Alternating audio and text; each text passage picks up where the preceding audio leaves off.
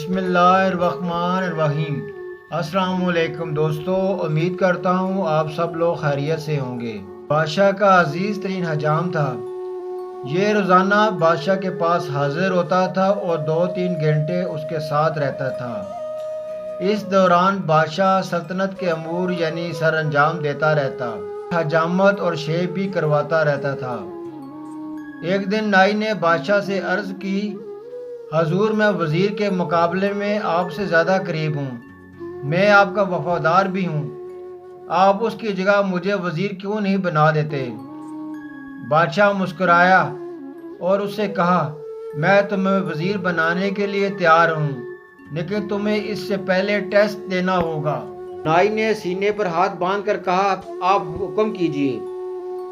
بادشاہ بولا، بندرگاہ پر ایک بحری جہاز آیا ہے، مجھے اس کے بارے میں معلومات لا کر دو۔ نائی بھاگ کر بندرگاہ پر گیا اور واپس آ کر بولا، جی جہاز وہاں کھڑا ہے۔ بادشاہ نے پوچھا، یہ جہاز کب آیا؟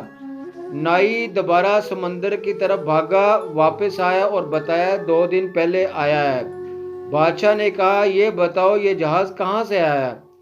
نائی تیسری بار سمندر کی طرف بھاگا اور واپس آیا تو بادشاہ نے پوچھا، جہاز پر کیا لدا ہے؟ نائی چوتھی بار سمندر کی طرف بھاگ کھڑا ہوا۔ قصہ مختصر، نائی شام تک سمندر اور محل کے چکر لگا لگا کر تھک گیا۔ اس کے بعد بادشاہ نے وزیر کو بلایا اور اس سے پوچھا، کیا سمندر پر کوئی جہاز کھڑا ہے؟